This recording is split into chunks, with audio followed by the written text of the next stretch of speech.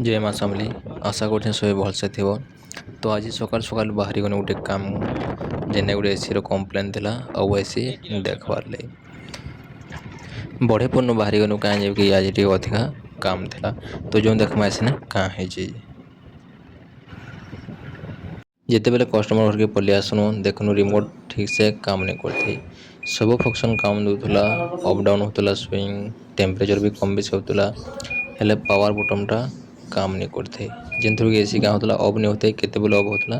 केते बेले ऑफ नहीं होते। ई प्रॉब्लम कहाँ से कि रिमोट जल्दी पुराना हो जावा एसी के 7 वर्ष हो जावा तार पर ई प्रॉब्लम देखवाले टीटे मिलसी ऑटोमेटिकली सब रिमोट रे। पहला काम रे तो बहुत इजी थिला सेनु बाहरी आसनो मते लागुथला ए दिन भर एंता छोटा मोटा काम रे पलि जावा बोली के हेले जेते बेले गोटे एसी रो कंप्रेसर लगाबार थिला से जाके जेते पलि गनो केनता हितरा देखो से जा ई जगह लोकेशन पूरा पूरी बहुत ऑड थिला।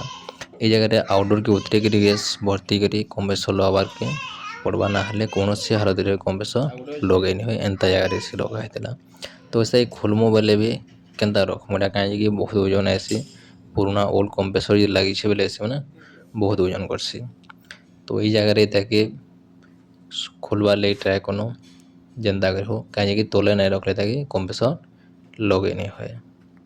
सेनो सारे बोले आसनो और गोटे काम के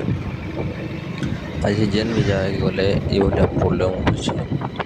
सब जगह जेन जगह 10 मिनट लावा से 20 ରୁ 25 मिनट लगे जाए इने कस्टमर गेन नहीं खुलता बेले खोजर 2-4टा बेनु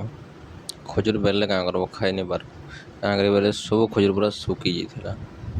जेन खराब हो मन सुखी जबार हो खोजर को ठहरवा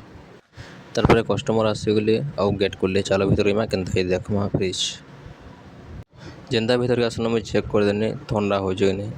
ठंडा होतला हेले बहुत कम ठंडा होतला जेन जगह ऐसे बसबार कथा से हल्का हल्का ऐसे होतला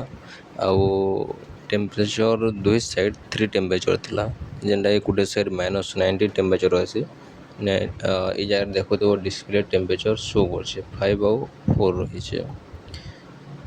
तो ये जगह टेम्परेचर सेट कर देखनो भल हवा बोलिकी हेले सेट करा परे भी किसी फरक नहीं आसला जेनता के सेंता रहा मत लगुच किसी बड़ प्रोब्लेम है सब फेर थोड़े थोड़े सब चेक कर देखली। तो ये जगह क्या हो हल्का हल्का कूलिंग फ्रिज साइड रे भी आउे